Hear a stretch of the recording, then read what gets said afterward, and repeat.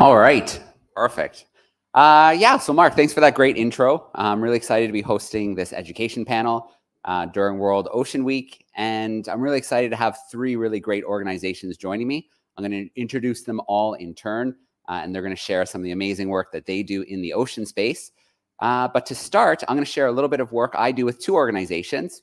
The first one's Exploring by the Seat of Your Pants, and the second one is Darwin 200. So we'll start off with a little bit about me. So I live in Canada. I came here from Toronto yesterday morning to spend some time here, and this is my crew. So I've got my wife, Liz. She puts up with an awful lot. And then I've got my kids. So Finn just turned 11 and Nora just turned 7. In my past life, about a decade ago, I was a teacher. So I taught math and science, grades 7 and 8. And then this is my favorite thing to do. So this is my attachment to the ocean. I love to dive. I love to be underwater. Any excuse to sink beneath the waves is a pretty good one. And then I get to work with some cool organizations. So I'm an explorer and a fellow with National Geographic Society. I'm a fellow here and was elected to the board 2 years ago. And then also a fellow with the Royal Geographical Society in the UK. So let's get right into the action. So Exploring by the Seat of Your Pants and Darwin 200 are what we're going to talk about today. So Exploring by the Seat of Your Pants, I launched, it'll be the 10th year next year. So we're all about inspiring the next generation of scientists and explorers. And we do that by bringing those on the front lines of science, exploration, conservation, and adventure live into classrooms around the world. So virtual guest speakers, virtual field trips. You can see a lot of pictures here of classrooms in action. They get pretty excited to be taking part in these live events. And we try to bring them to the most remote regions of the planet, to the front lines of what's happening all over the world. We also really like, when we can, to send satellite units in the field and broadcast live from some of the most remote regions of the planet. So we've been places like Clipperton Atoll. In the middle there, you can see a volcano in Guatemala, Gabon, the Agui River, Antarctica on numerous occasions, and down there is California with the elephant seals on the beach. Most importantly, what we do has always been free for classrooms. We're a nonprofit in Canada and the US. We've never charged a classroom for what we do.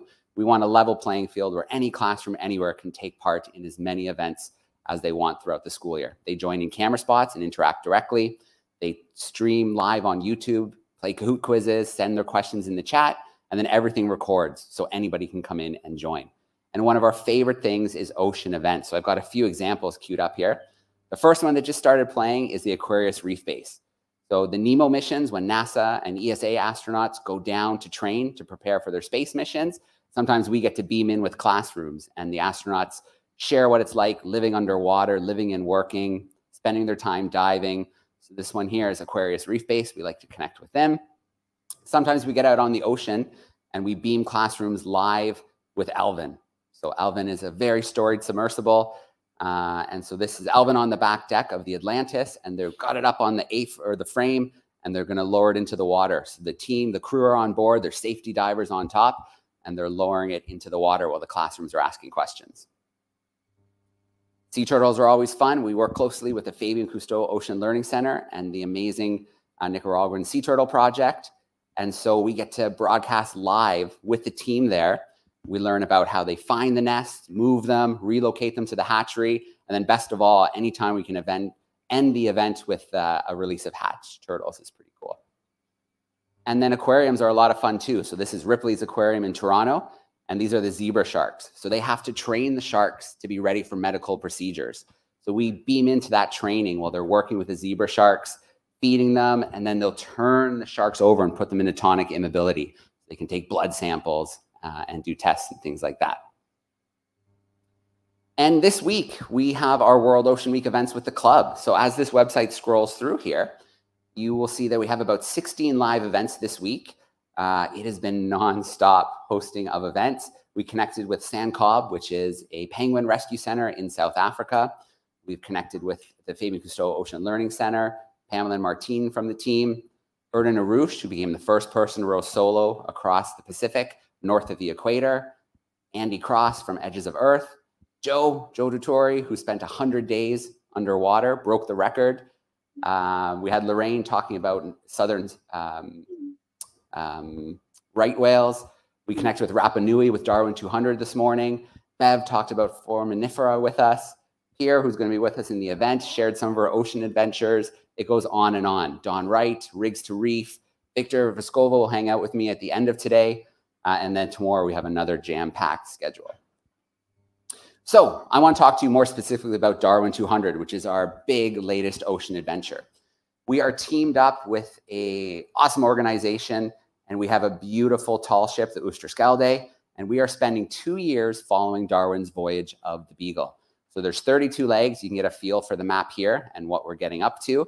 We left Plymouth in August, and since then we have crossed the Atlantic around South America. We just wrapped up in the Galapagos, and the ship just arrived 2 days ago in Rapa Nui, so Easter Island. So I want to show you our ship. This is our beautiful ship, the Oosterschelde.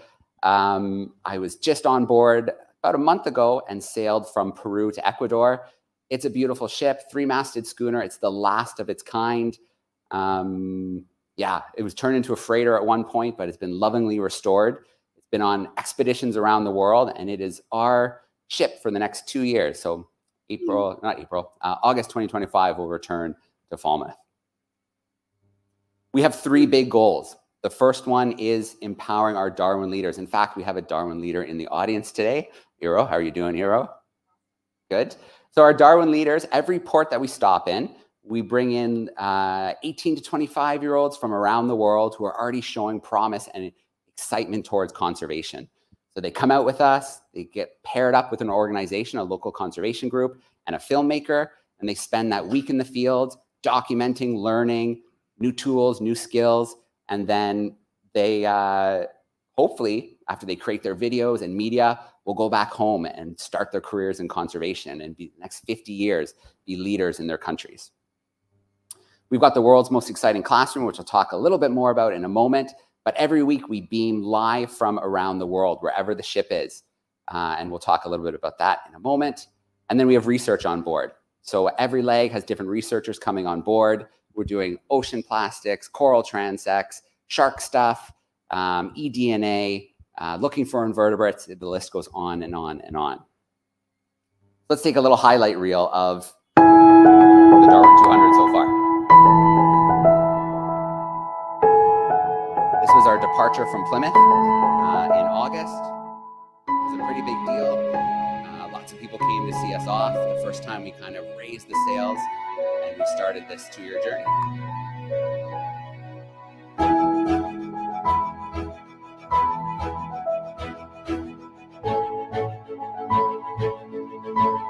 Right away, as we were heading towards France and Spain, we had our first wildlife encounters. This is a fin whale, so the second largest whale on the planet.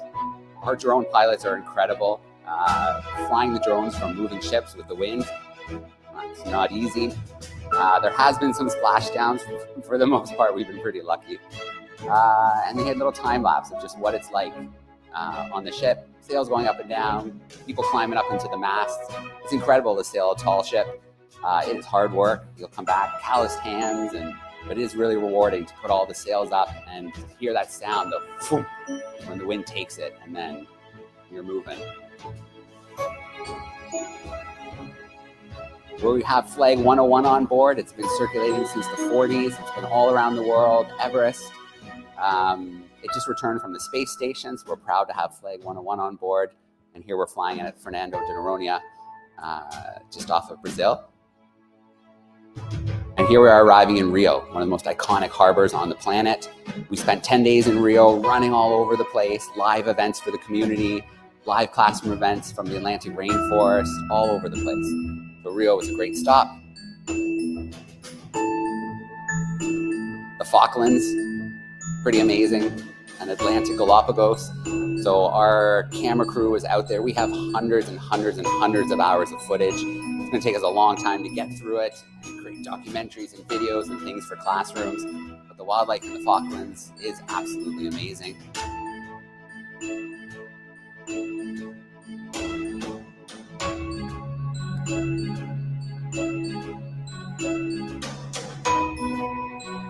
And then recently we went through the fjords of Chile, so glaciers and blue whales and mountains. And of course, we had to get some glamour shots of the ship with the glaciers.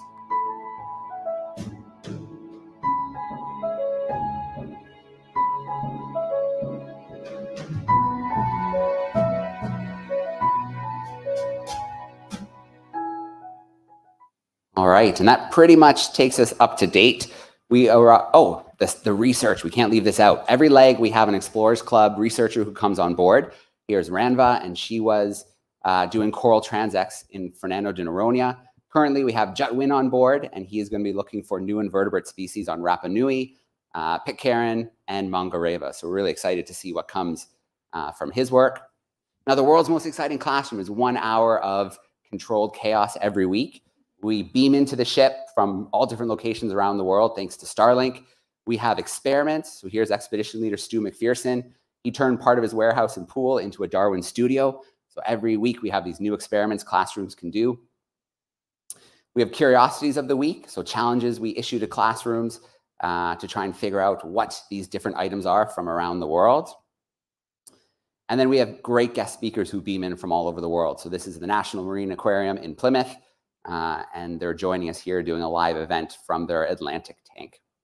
So they're jam-packed. There's quizzes, there's prizes. They usually go over an hour, but I'm trying really hard to keep them at that hour limit, but there's so much to do. And one of the best moments that we had recently, this was ripping along the coast of Punta Arenas in Chile. No internet connectivity. We wedged a Starlink unit into the back of this Zodiac, and we were racing with the Peel's dolphins live for classrooms around the world.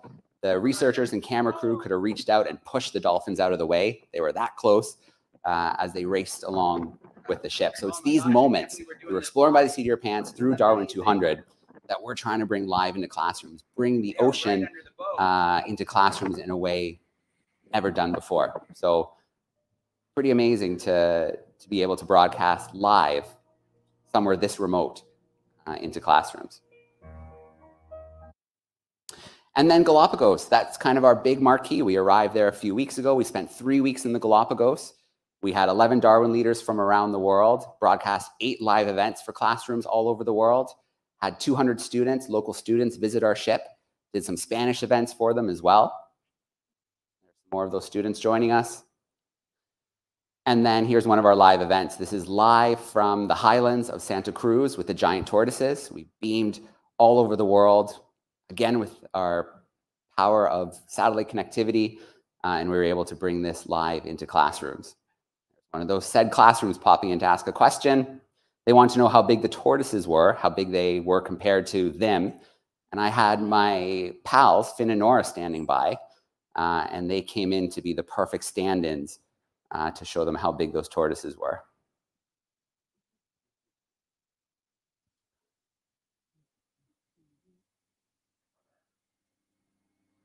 They are our tortoise measurers.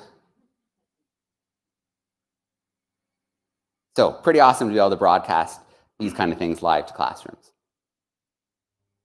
And here we are. 2 days ago, we arrived in Rapa Nui. We just had an event live this morning from the coast where we had these incredible stone structures that were built, and we were able to broadcast live to classrooms. They were asking how they were made, what they're used for, questions about the ship.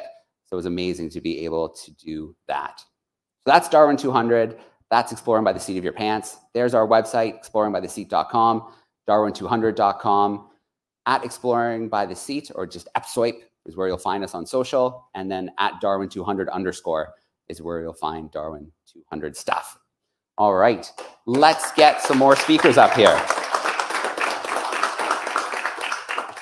So coming to us first, let me get my introduction ready. There we go.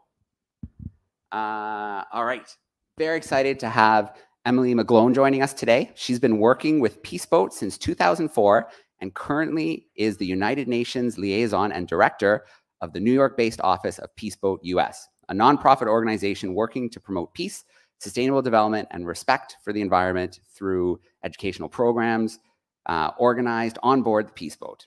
In June of 2023, Emilie founded the Youth for the SDGs Scholarship Program for the United Nations Ocean Decade, which was officially endorsed by the IDC UNESCO as a contribution to the decade.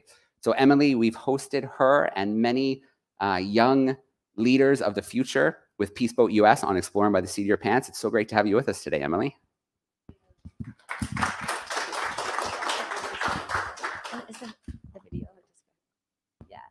Hi, everyone. Thank you so much for having us here at the Explorers Club. It is my great honor to be here during our World Oceans Week celebrations. And thank you so much to Joe for hosting. It's really been exciting to go into the classrooms with our Peaceboat stories over the years. And it's great to be here in person at the Explorers Club. So as you saw, the Peaceboat is a ship that really travels around the world. We have a 2,000 person capacity ship that has started as an international NGO from Japan. In 1983, Peaceboat was founded by Yoshioka Tatsuya and various youth who were looking to take the ship to travel from Japan through Asia. And then we started our global voyages in 1990, visiting many countries around the world. Currently, we travel on 3 global voyages each year, visiting around 20 countries during each voyage. So you can see here we have the different routes all the way up to the north, where I took a group to the Arctic just this past year. And then we also take groups down to Patagonia. And I've been working in Patagonia now for 15 years, organizing cultural exchange programs, study programs, and learning about the beautiful biodiversity that you just saw of the glaciers and the mountains. On the hull of our ship, we have the SDGs logo painted large and bright so everybody can see that we are sailing for the SDGs and really raising awareness for sustainability wherever we go. And this is an official campaign with the SDG Action Campaign of the UN. And we are now sailing with also the ICANN logo on the hull of the ship, raising awareness for nuclear abolition and nuclear disarmament with the International Campaign to Abolish Nuclear Weapons, which won the Nobel Peace Prize in 2017. So we work on really all of the SDGs as we're traveling around the world. Peaceboat, as I mentioned, we have these 3 voyages per year. So you can look at our website and you can actually see all of the upcoming voyages and all the locations that we're going to be going to. And right now we are here in the corner, 117th global voyage. That means that we've been around the world 117 times. And the ship is actually coming here to New York City to celebrate World Oceans Day on June 16th. So you're all invited, and we'll be sharing an invitation with you all soon. In the ports, we have various activities. So while we're sailing, we are raising awareness about environmental issues, ocean and climate action, and also working with local NGOs on the ground. So when we arrive in the ports, we're doing mangrove reforestation, looking at coral reefs, beach cleanups, and cultural exchanges with local partners. A big focus for us is, of course, SDG 14, as we are sailing on the open ocean. So we started the Ocean and Climate Youth Ambassador Program. This is specifically for young leaders from SIDS, small island developing states, who are really the ones on the front lines of climate change and ocean degradation. So we have many of these youth leaders coming together, sharing ideas and solutions as we go around the world. And then together with these youth, we have guest speakers and educators who travel on the boat with all of us. So I'm sure that each one of you could be an incredible guest speaker or a mentor to our youth leaders. And as we're traveling, we have experts like Cristiana Figueres and others talking about the important global issues that we're facing and also solutions to encourage young people to continue to take action and also give them the tools that they need for a future. So we started this Youth for the SDGs Scholarship Program also as a contribution to really working towards the SDGs for young leaders ages 18 to 30 years old. You could be involved in any SDG, anything related to sustainability, and apply for this program. So we've been inviting young leaders to come with us on different sections of the voyage. Sometimes, like I mentioned, we go to the Arctic, other times to Latin America or down to Patagonia. So we are doing this because we believe travel in itself can be a tool for positive political and social change. So by learning and visiting communities, as you all know, it really changes your perspective on the world. And then in addition, the young leaders are giving their own workshops. So on the boat, we have various conference rooms. We have a theater, which holds up to 400 or 500 people. We have breakout spaces and capacity building programs. So youth are able to do this peer-to-peer workshops and share their knowledge. If they're coming from different countries, they can also share experiences. And then I have a couple highlights here from Okinawa, where we got to go scuba diving. So I'm a big diver as well. And not always on the Peaceboat programs, but sometimes, when we're taking a break from work, we're able to go diving and to experience some of the beautiful nature below water. And then we're always taking our youth to learn through snorkeling programs and doing coral reef restoration, really hands-on activities that get them in the water. It's been really important for us as well to learn about the blue coral in Okinawa, which is endemic to the area, but also going under extinction. And we're also working to protect the dugong, which I know many people here at the club know well. This is the manatee of Okinawa. And this area is in threat also from U.S. military bases have been expanding into the region. So we try to use activism, education, travel, and knowledge sharing through experiences to raise awareness about these important issues. And this year, as Joe mentioned, our program was endorsed by IOC UNESCO as a contribution to the UN Ocean Decade. And this is for the science programs that we've been organizing on board and also our educational initiatives. So one program is that we're doing citizen science data collection with water testing, and this is in partnership with the nonprofit Earth Echo International. So we've been doing turbidity, temperature, oxygen, and also looking at the pH levels of the water in the different ports that we visit, and then sharing this data with the UN Ocean Data Information System called ODIS. And that's an important part of the Ocean Decade. So really empowering youth to take the data samples, learn about how it's being impacted by climate change or how pH levels are different in different areas, but then also sharing that data, which is very important with our United Nations partners. And of course, as we are traveling on the open ocean, we also understand that our ship has an impact and we would like to work towards a renewable energy ship. So Peaceboat is now building the world's first eco ship, which will have solar and wind panels that will reduce our CO2. It will also help us to, set an example for the maritime industry. We are a nonprofit organization and very civil society based. We have a special consultative status with the Economic and Social Council of the United Nations. And we work with many researchers and explorers and educators around the world. But to do a program like this, we really need all the stakeholders to get involved and be part of the solution. So we hope to have a marine research laboratory on board. Wouldn't it be amazing to sail on a ship like this where you could really get close to nature? And then we will use our solar and wind power to really also help reduce our CO2 and produce all the lighting needs we have for the ship itself. And this will help to contribute to ocean science and research, data collection, and it will be the ship of our future voyages sailing around the world to all of the 20 ports. And with that, I would like to see if we can introduce also the EcoShip video, just to give you an idea of what the ship will look like in the future. This is a rendering, of course, but we're really excited and always looking for more partners who are interested in decarbonization of maritime to join us in this initiative. So we have a very short clip here, which we're going to just share so that you can see a little bit more about the design of the EcoShip.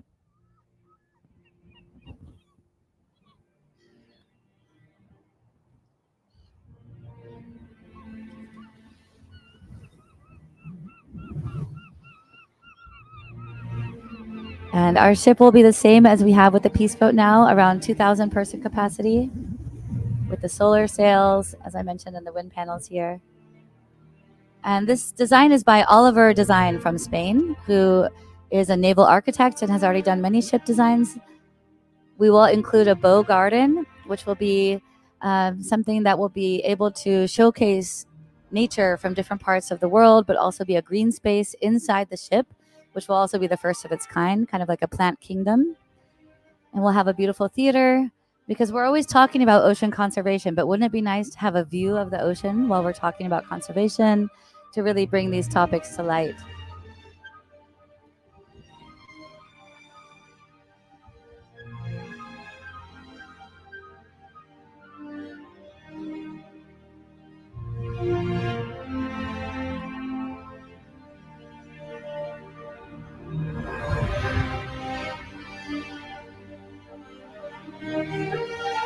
And of course, this will be like a multi-space area where we can have outdoor activities, but we also use these spaces for conferences and education. Peaceboat is primarily an educational organization, so we have more than 60 events taking place every single day on board the ship. And I'm sure we'll have many beautiful sunsets while sailing at sea. So this will be the end of the back deck. And this is really our dream for the Peaceboat. So we've been working towards this project for nearly a decade now, planning and collaborating, getting our EcoShip charrette together and experts in the field. So we hope to have you all on board and sail with us in the future. Thank you so much for having us.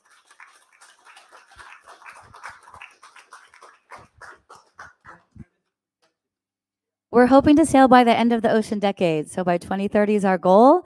And if anybody's interested in collaborating with us, we have Ted Janulis in the back, who's also one of our supporters with EcoShip and one of our partners. So yeah, please do reach out to us, and we hope to sail together. Thank you so much. Emily? All right. Awesome. Thanks, Emily. So our next speaker is joining us virtually. We're going to patch her in just a moment. I had the pleasure of being on board of the Exploration Vessel Nautilus in 2018 for a 3-week expedition. So joining us today will be Kelly Guarino. She is the Education Program Coordinator for the Ocean Exploration Trust. Kelly has worked with OET for 10 years, participating in 11 field seasons or expedition seasons, either onshore or at sea. She sailed on 11 expeditions, amplifying the mission's goals through science, communication, and using telepresence technology to bring science, excitement, and cultural significance of a location to everyone. Outside of the storytelling aspect of her role, she's extremely passionate about bringing new faces, young learners, passionate educators, and future ocean explorers to sea. So there we go. We've got Kelly's face there. Hi, Kelly. Hi, Joe, and hi, everyone. Sorry I couldn't be there in person, but happy to join virtually from my house. All right, Kelly. Perfect. Thanks, Joe. And as mentioned, I'm Kelly Guarino. I've been with OET now for 10 years, but have been on 11 different expeditions with Nautilus and has helped out in various capacities for various things for 11 different seasons. I've worked on the production team. I've been an on-camera host for numerous interactions, and we used to have an onshore production suite and facility. We moved everything to the ship, so I don't have to do that anymore. But I've been with the education team now for about 6 years as the education program coordinator, and I love every second about it. We've connected, where I've helped connect personally myself to over 2,000 venues throughout the world, connecting what we do live in me answering questions and talking about what we do on Nautilus, either onshore or while I'm out at sea. But I've personally helped connect to over 6,000 venues, bringing other people like Joe when he was on board the ship to classrooms or to venues. So that way, you know, they can really learn more about what we're doing and how they can be a part of our mission. Personally, I live in Connecticut, so I'm not super far. I'm not sailing this season, which I'm a little disappointed about, but I have a 4-month-old future ocean explorer at home now. So that's my current mission, is helping raise her to be the next generation of ocean explorers. But happy to talk a little bit more about what we do and how we bring education to all learners around the world. Next slide, please.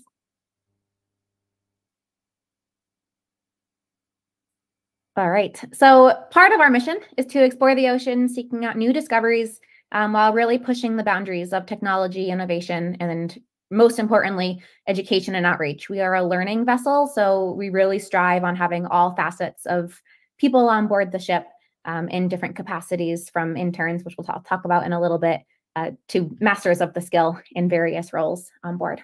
Next slide, please. And I want to talk a little bit about our ship. So it's not as fancy as the last one that we just saw. EV Nautilus was built in the 60s in East Germany, but has been retrofitted to do what we need to do as an exploration vessel. It's one of the few, there's probably only a handful of true exploration vessels in the world, and we are one of them. We are owned and operated by the Ocean Exploration Trust, but our president and founder is Dr. Robert Ballard. So everything we do and what he does is really try and bring ocean exploration to the forefront of education, outreach, but also to the science community. It's a 224-foot or 68-meter vessel, and really is equipped with all the latest technology to help bring what we do in the deep sea. So as Joe was showing some amazing footage of the surface of the water, we're really exploring much deeper, and I'll talk a little bit about that and how we do it, where no human divers can actually go to. There's 32 science members on board and 17 ship's crew, helping make sure the ship is operating smoothly. And it's really a two-tiered approach to how we operate. First, we map, and then we use ROVs, remotely operated vehicles, to go down into the seafloor. Next slide, please. And I'll talk a little bit more about, how we explore, but briefly, this is kind of how our operation works. We map the seafloor to know where we're going and what we're going to be looking at. Some of our expeditions are solely mapping with our multi-beam sonar system, which is mounted to the hull of the ship. Or we send down the ROVs. So we'll map first, either on a previous expedition or the day before we send down the ROVs to explore the seafloor, to survey and sample wherever we are. And lastly is through telepresence. We bring everything we do live 24/7 throughout our season. So even if you're not on Nautilus, you can go onto our website and join and be a part of the mission. You can type in questions and comments and send in requests to our science party, and really be immersed in what we're doing, which I think is a really unique opportunity for anyone, not only scientists, to be a part of the mission and join in to what we're doing. Next slide, please. So I just wanted to mention that we've been exploring since 2009, and we've had over 1,400 people from 48 states, we're just missing 2, in over 55 countries sail on Nautilus. But as mentioned, that's just being on Nautilus. So we do have a program called Scientist Ashore, where scientists or graduate students or even undergrad students, if they're passionate about something specific, can join our Scientist Ashore program. And even if they're not on Nautilus personally throughout the season, they are able to be a part of the expeditions and request samples or talk about the mission and really be an intricate part of what we do on a day-to-day basis throughout our season. So these are just numbers of who's been on Nautilus, but our reach of who has actually participated and been a part of the expeditions is far greater than these numbers. Next slide, please. So I just wanted to show you where the ship has been. I want to talk about all the different locations, but we started off again in 2009 in the Mediterranean and Black Sea, moved across the Atlantic over to the Caribbean, stayed there for a few years, crossed the Panama Canal, and we have currently been in the Pacific since 2015, and don't see ourselves leaving anytime soon. We're actually making our way farther and farther into the Central Pacific. So wide range of expeditions, and it's, covering a lot of different area, but all of the different pinpoints, when you're on our website, you are able to click on each one and read a little bit about each of the locations that we've been to. So if you're really curious about wooden shipwrecks or amphora in the Black Sea and the Mediterranean, you can go click on those pins. Or if you're from the Caribbean and want to know a little bit more about places that we've been there, you can click on all of those, and you can also see where we are currently. Next slide, please. So I wanted to show you a map of our season for this year. We have a few different locations. We are currently on our second expedition, which is up in Ocean Networks, Canada. We're currently off the coast of Victoria, live streaming right now. The ship left port last night. But this is our only expedition in Canada this year. But now after this one, we'll be moving more towards Central Pacific. We've been based out of Hawaii for the past few years, but we are going to be going to lots of different sanctuaries and monuments this season, including the Pacific Remote Islands Marine National Monument, going to Jarvis Island, going to Howland and Baker Islands. We're going to the National Marine Sanctuary of American Samoa for 2 expeditions.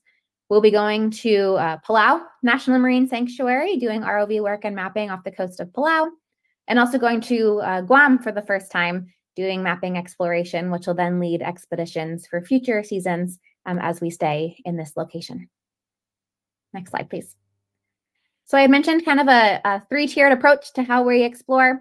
First is the multi-beam mapping. So critical to what we do is we can't just send the ROVs down. We don't know where they're going. We don't know what we're looking at.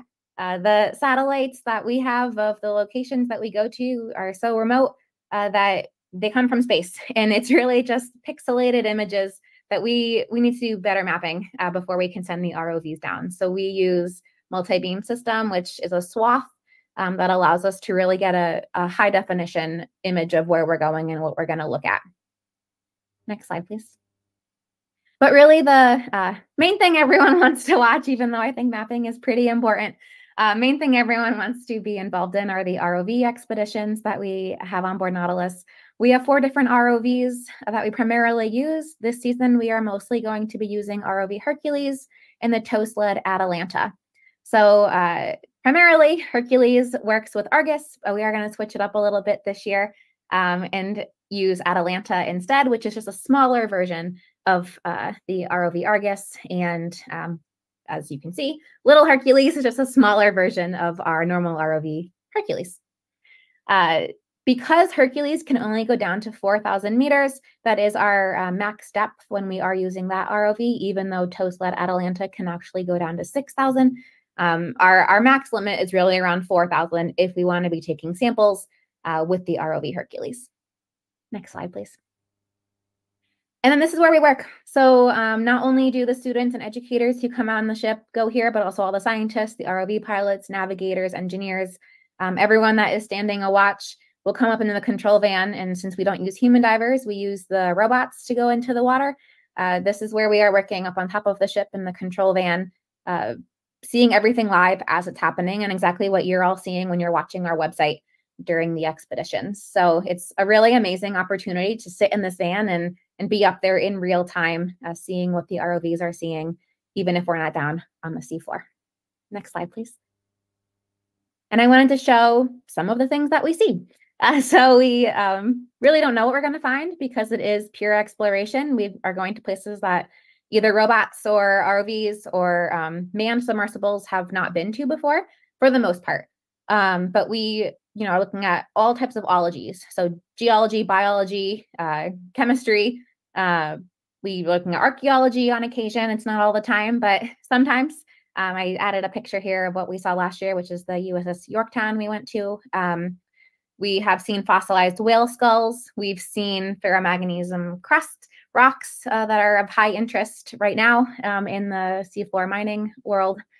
All the different organisms that we see and collect are available to any scientist who wants them. Fill out paperwork, but they all go to the Harvard Museum of Comparative Zoology, and all of our rock samples also go to the University of Rhode Island's Rock and Core Lab. And anyone, again, can request samples. We keep everything an open book. Perfect. So some of the main things that we see, but we also find unusual things. We did find a megalodon tooth, which we thought was a rock. So again, pure excitement of exploring is that you don't know what you're going to find, and finding a tooth was definitely on the unusual list for us. Next slide, please. I wanted to highlight one of our current and largest funders for our expedition, which is the NOAA's Ocean Exploration Cooperative Institute, or the OECI. And this is a partnership with OET, but also the University of Southern Mississippi, University of New Hampshire, the University of Rhode Island, and Woods Hole Oceanographic Institute. All 5 of us are working together to bring ocean exploration and the technology to explore to anyone all over the world. So primarily using our ship, we're using our robots, but we're also using UNH's and Woods Hole's technology that they have on Nautilus. We're streaming that live through URI to locations all around the world. We're bringing students from the Southern Mississippi to Nautilus and bringing what we do to them through live streaming. So really big partnership with all 5 organizations to bring what we do to anyone who wants to be a part of it. Next slide. So OET, now to what we do in our education. OET STEM programs are really a 4-tiered approach, which is collaborate, educate, engage, and inspire. All of those we touch upon in everything that we do. Next slide. We really want everyone to feel like they're a part of our core of exploration and a part of our team. So we really strive to make sure that every single person who sails on Nautilus can see themselves in a role model or in someone else that's at sea. So if, they don't get to maybe go to sea themselves, we really want to make sure that they're able to see themselves in somebody that is at sea, in the hopes that, as future generations want to come explore, they feel empowered to do so. Next slide. So what we do now, we are currently live streaming. So as I mentioned, we're off the coast of Victoria in Vancouver right now. But when you're on our website, you can, again, type in questions and comments. You can look at the map of where we are. I took this screenshot yesterday, so it's changed a little bit. But you're able to read up on the technology. You can watch the live stream again 24/7. So classrooms, museums, science centers, public events, anyone can join and watch live as it's happening. So you're really a part of the expedition, even if you're not there on the ship. Next slide. And another way that we bring this to classrooms and to venues is through our Ship to Shore program. This is extremely near and dear to my heart. I schedule all of these, so I hope everyone in the audience who wants to be a part of it or wants to bring this back to their community, please fill out a request form, and I hope to get you on our ship's calendar. We actually have one tomorrow with Joe and Exploring by the Seat of Your Pants. But these are free. So we have free connections to classrooms or museums, conferences, community events, really any learning space. They're scheduled 7 days a week across all different time zones. So we, as long as we're not in port, we will connect to any learning space.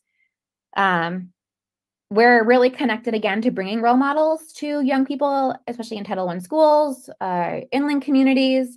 We're really pushing hard for locations in the Central Pacific right now, but again, anywhere we will connect to. I love trying to see what different organizations and what different groups we can talk to. We've talked to everyone from preschool to senior citizens to general public. Really no venue is off limits. So please do look at our request form. Next slide. And again, bringing role model resources to venues and to mostly classrooms and learners, but you can go on our website and look up every single person that has sailed on Nautilus. Everyone has a bio. You can read up on who's who on the ship. You can watch under the Corps of Exploration careers. You can watch videos on each of the different careers that we have on board the ship. And there's whole resources on what careers you can have to sail on Nautilus, but also back at shore. You don't have to be an ROV pilot in your real life to be an ROV pilot on Nautilus. You don't have to be a seafare mapper every single day. Maybe you're into GIS or you're doing something else, but you're passionate about mapping. Then you can still sail on Nautilus. So all of these career pages are, I think, really critical for learners around the world to see not only the careers that we have on Nautilus, but also the different opportunities they can have in their own communities with a passion for going to sea. And next slide. We also have free education resources for K-12 learners. We have STEM learning modules in a wide range of fields, again, really leaning towards STEAM. It says STEM, but really leaning towards STEAM. We want to bring all of these concepts into your classroom. So there's warm-ups, there's design challenges, there's creative artwork or activities, there's week-long lesson modules, if that's what you're also doing in your class. So we cover a wide range of opportunities for educators, but also not only classroom educators in all different facets to bring this into their learning spaces. Next slide. And I wanted to just highlight a few of my favorite education resources for K-12 learners. We have an activity book. This is really geared maybe towards late elementary age students, maybe middle school, but I would lean a little bit more towards maybe later elementary students. There's coloring pages and activity books and puzzles and mazes all in this. We highlight technology. We have coding exercises.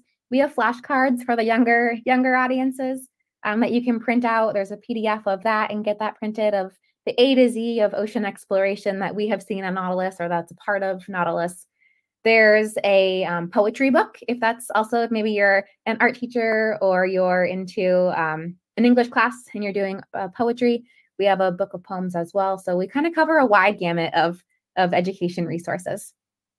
Next slide, please. So we have our science and engineering internship program. So primarily, this is for college-age students. This is undergrads, graduate students, recent graduate students as well can apply, and you can kind of any school, community college and above. So these are in ocean science, ROV engineering, video systems, seafloor mapping, as well as navigation. Our navigation internship is with the Naval Academy and the Coast Guard Academy, but we've also partnered with STEM Seas. So there's, not only our internship program, we are now bringing students through other programs onto the ship. Next slide, please.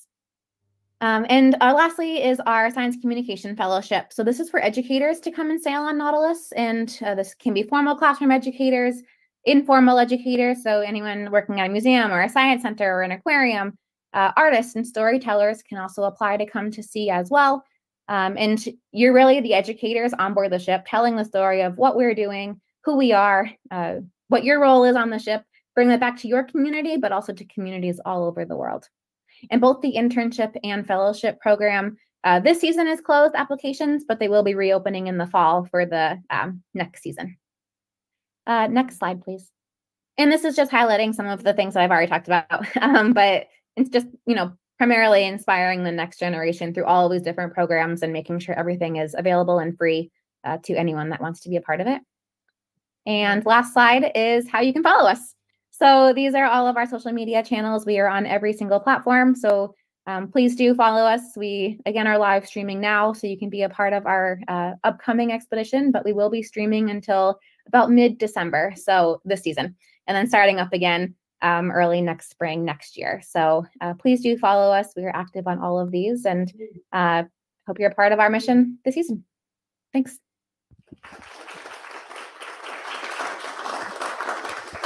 All right, amazing, Kelly. I often look back on my experience on the Nautilus. It was quite an amazing time. So it's an amazing program. I hope people apply, check it out, follow along. It's a heck of a lot of fun, and we're looking forward to hosting on this expedition tomorrow. Okay, we have one more speaker coming up to join us. Here we go.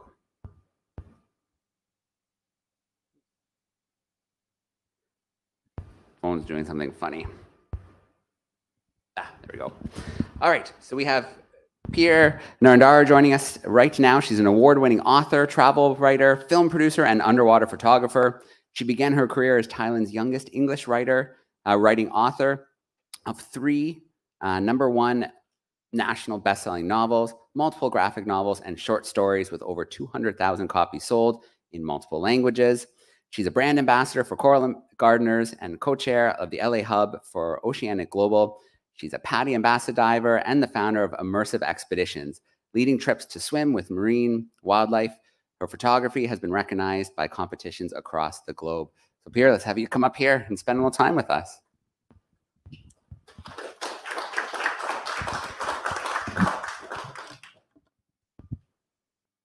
Hi, everyone. Thank you so much for having me here. It's an honor to be speaking at the Explorers Club, especially amongst a bunch of fellow ocean-loving humans. And thank you again, Joe, for having me.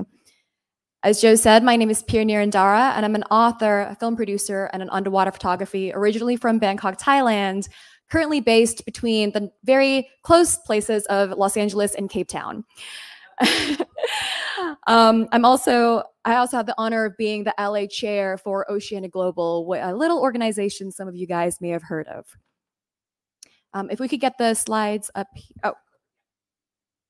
Amazing. So as I began my career as a children's novelist and a storyteller, I'd actually love to begin by sharing a few photographs of what's at stake.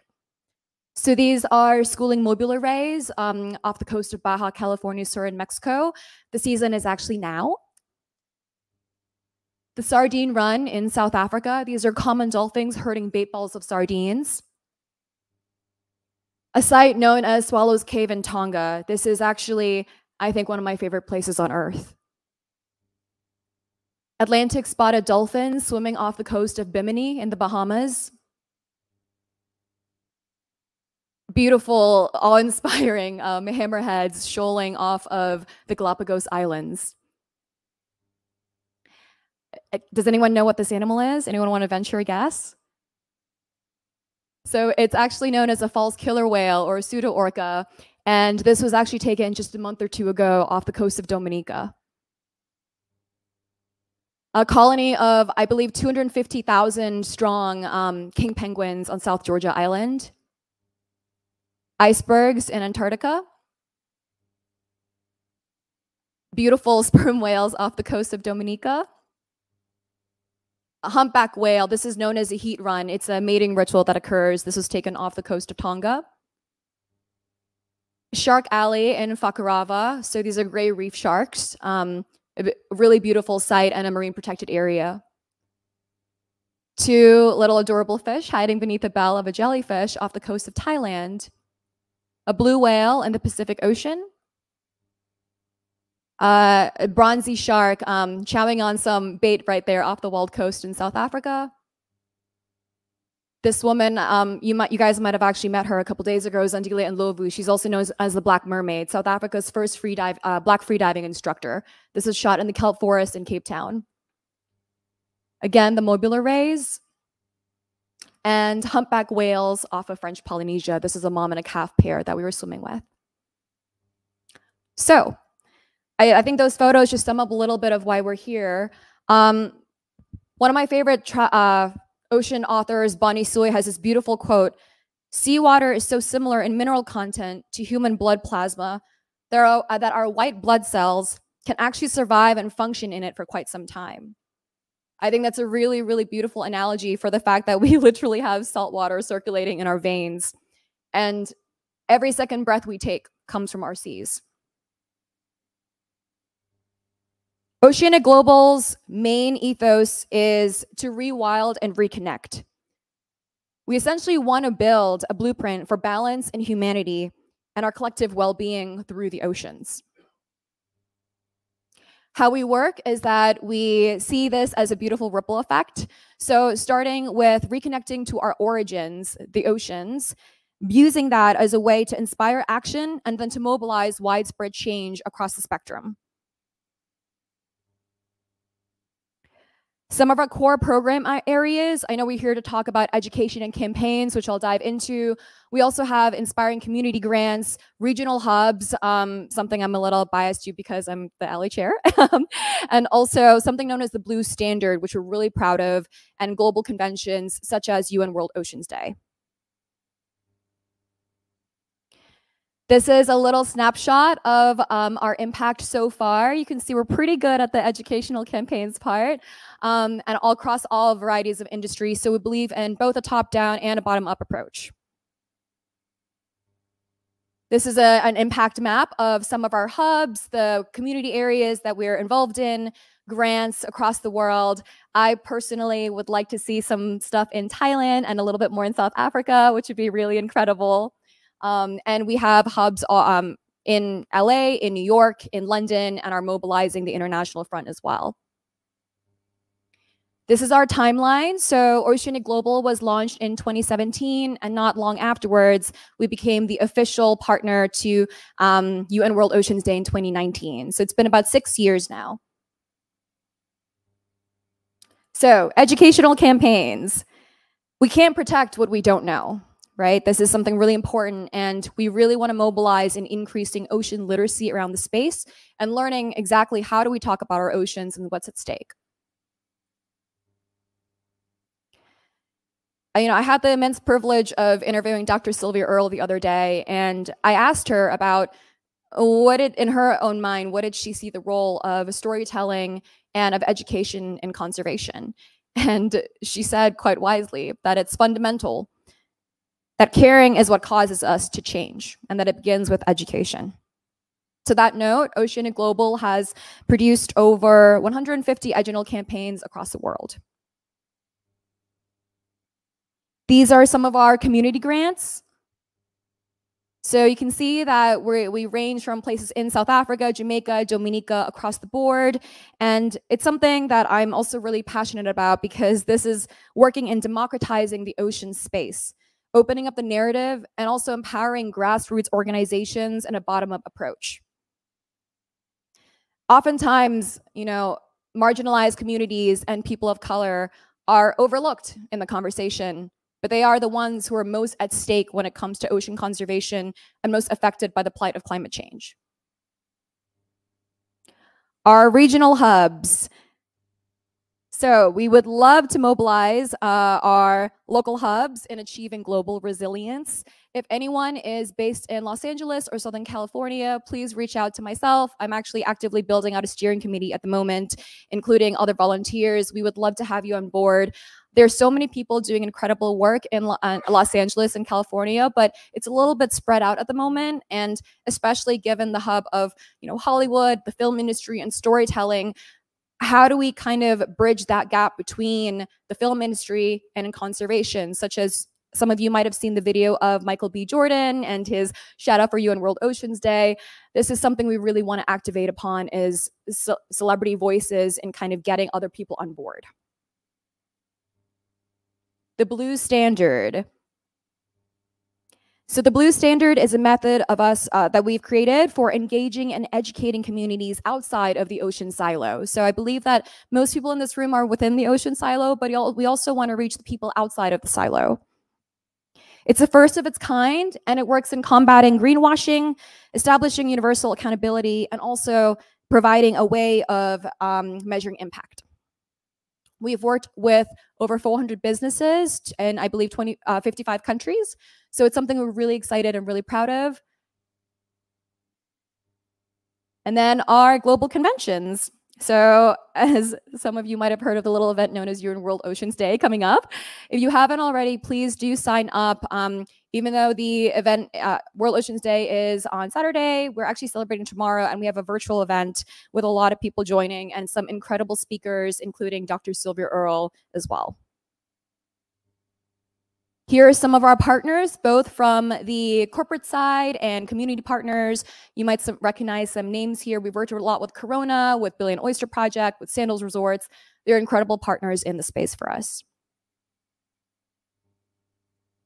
We also, when talking about the ocean, we want to open up the space and really discuss who gets to engage in the dialogue. So while we have big names like, Dr. Sylvia Earle and Jean-Michel Cousteau in the ocean space, we also want to activate across the board in names outside of the space who might be able to bring other people on board. Names such as Ellie Goulding or Cara Delevingne or Jason Momoa. Maybe someone learns about ocean conservation because they're a big fan of Aquaman and they see Jason Momoa going and diving with the coral gardeners, which gets them to care. This is something I think that is super powerful, and we believe in we need an all hands on deck approach to come to this and to get everybody on board into saving our seas. Here are some of our metrics and our reach. We're pretty good on social media, which I'm happy to say, and we're just hoping to grow and just spread the message of ocean awareness, ocean literacy across the board. So please come and join the swell. Sign up to join one of our hubs. We have a beach cleanup going on this weekend as well. And again, if anyone is SoCal or Los Angeles based, please reach out to myself or someone else from the Oceanic Global team. We'd love to have you on board. Thank you for having me.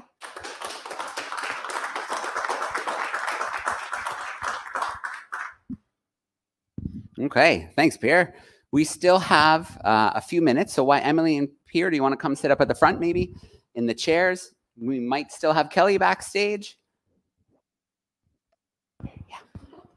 And then let's start off with audience questions. Do we have questions from the audience for the speakers who are here with us and the work that they're doing, their organizations? Go ahead. Yeah.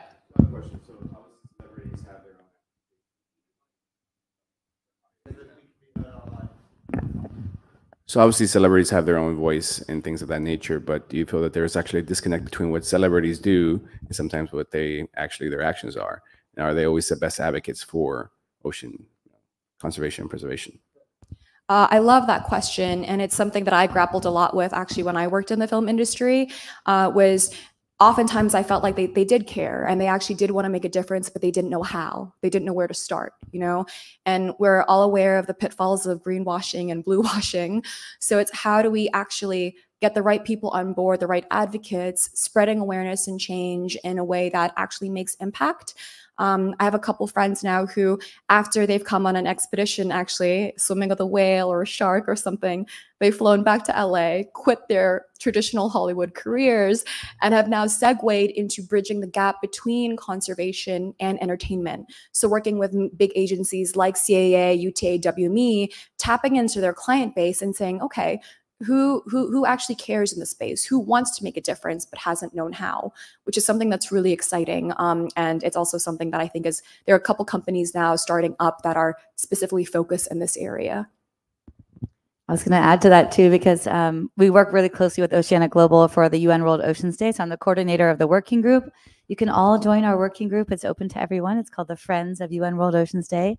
And also Oceanic Global is the main producer of the event here with the Division of Ocean Affairs and Law of the Sea. And one of the great things they've done is really help to increase the outreach. The UN partnership with Oceanic Global and all the NGOs together has allowed much more visibility for the UN World Oceans Day itself. So there is sometimes that tool that we can really help getting influencers, getting leaders in the field of media and outreach to bring the message. And then it really does engage more people. But I agree that we have to be really cautious and intentional with the people that we bring on board. So that's important. She's basically our unofficial agent at this point. We work together. We're partners. I saw a couple other hands up. I don't know if we want to start. Yeah, maybe Desiree. And then there was a couple more here.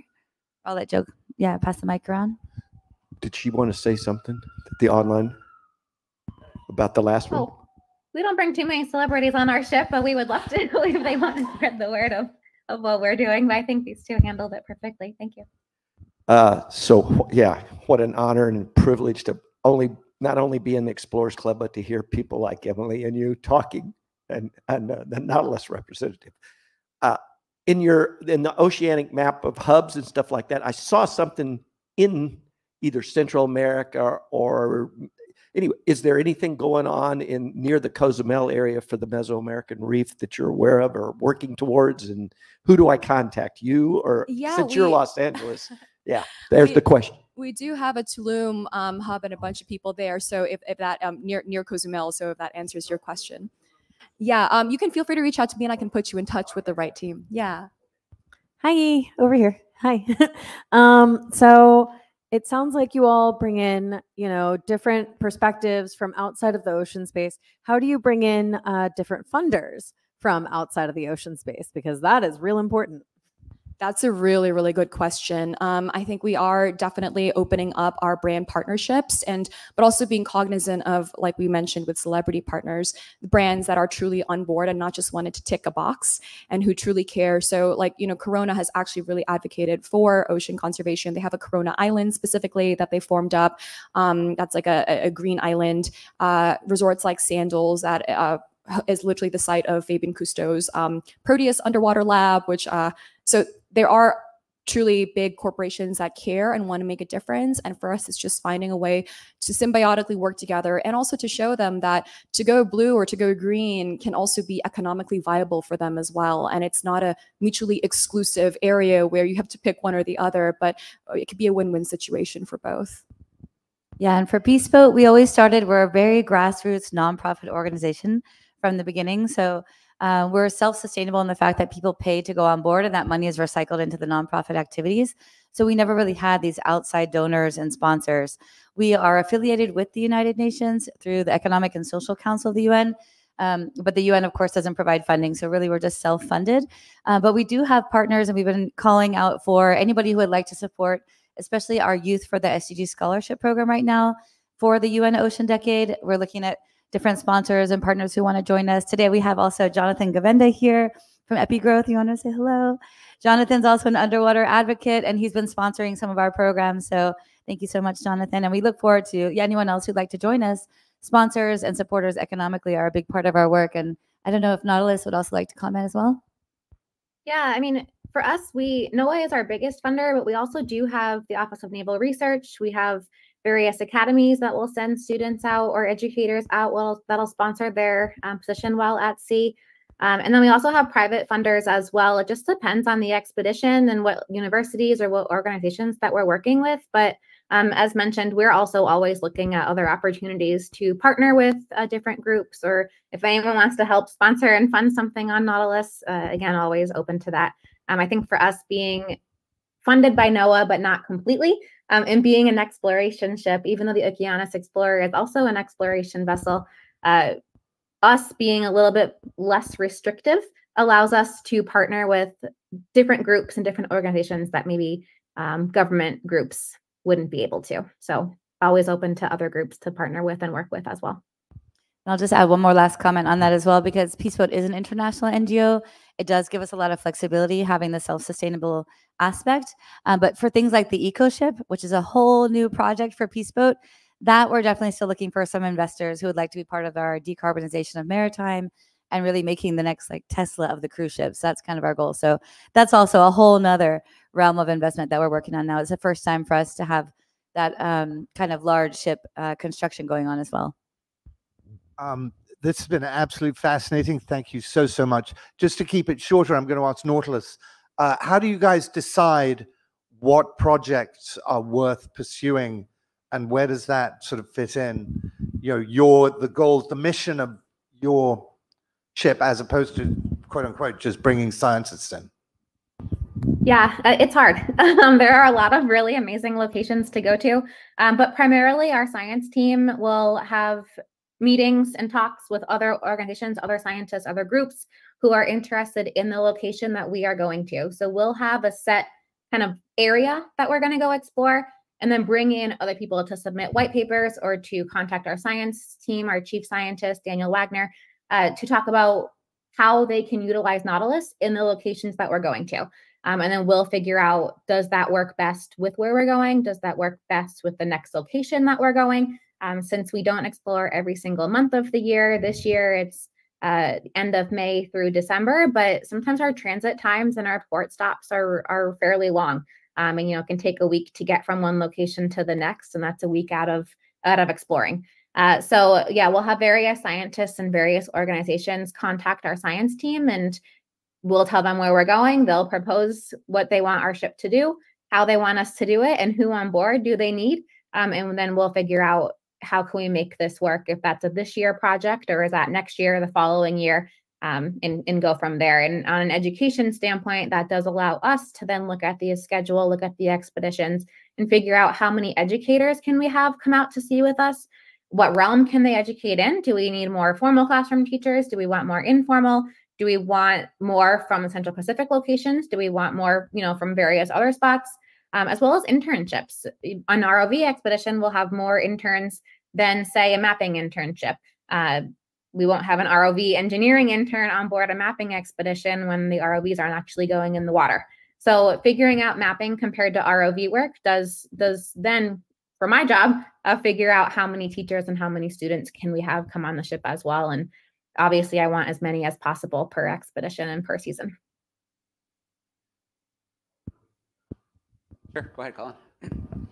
Last question, I believe, since we're getting to end of time. So I'm really curious, specifically talking to Kelly, but everybody would love your perspective.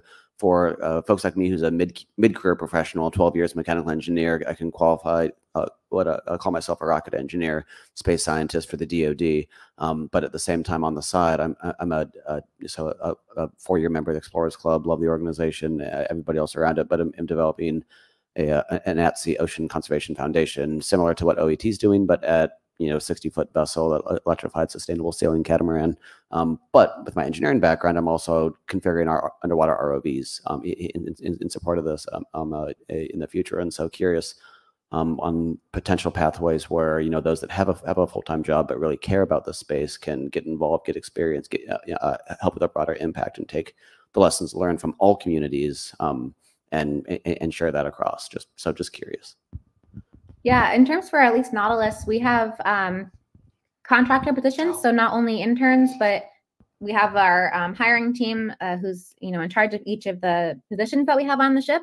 So each season we will post contractor positions, ROV included, data, deckhands, video engineers. So for us, we try and, because there's 3 positions for each role on board the ship during, especially an ROV expedition, the contractors are super important in what we do, and they can be mid-level range. They can have different skills in all forms. For ROV, all forms of engineering doesn't really matter as long as they have a passion for robotics and underwater. So I think for us, the contractor roles are really critical in what we do. And a lot of our contractors come from other positions and other groups that use robotics or use videographers that are either with National Geographic or with different groups, different ships that we work with. So I would check out our contractor page to see what positions are available now, but also in the future. Sometimes that's really helpful to get onto a ship and get more experience. I love that question because I think this opens up a broader discussion about just people advocating and entering the ocean space. I didn't have a linear path into the ocean space, and I feel like a lot of people in this room probably have civilian day jobs as well and what we do outside of the Explorers Club. But, joining a hub, your local chapter of an organization, whether it's Oceania Global or another, and meeting with like-minded people, it seems like you've already done most of the legwork in being an EC. But really, I think leaning into also what makes you different is that's your strength. That's your superpower, right? Like we all come from different backgrounds, and we need people from an engineering background. We need the storytellers, the scientists to really all be on board. And so I really think just tap into that and join a hub. Yeah, and for Peace Boat, we have all ages on board. So our youngest participants are ages 2 to 7 years old in the Montessori education program. very young. We have a kids room, and then we have a lot of lifelong learners or retirees. So any age is welcome to come on board, but either by yourself, with family, with friends, with partners, and anybody can join the program. So our scholarship was specifically for 18 to 30 years old for the Ocean Decade. However, you could be an expert or a partner in the program and join us. So yeah, everybody's welcome. Okay, let's get one more round of applause for our speakers. Emilie, Kelly, Pierre, thank you so much for being with us today. If you are tuning in online, I'm going to pop upstairs to the map room. So if you go to Exploring by the Seat of Your Pants on YouTube, I'm going to host Victor Vescova. We're going to talk about his 5 Deeps expedition with classrooms. But it is so great to have all 3 of you with us. You've all interacted with Exploring by the Seat of Your Pants and connected with thousands of educators and students. You're doing incredible work, and the tip of the iceberg and some of the amazing ocean organizations that are out there educating our youth. So it's really great to have this kind of first panel here during Ocean Week to celebrate some of the awesome ocean education. So thanks everyone for joining us today and your great questions. Thanks everyone.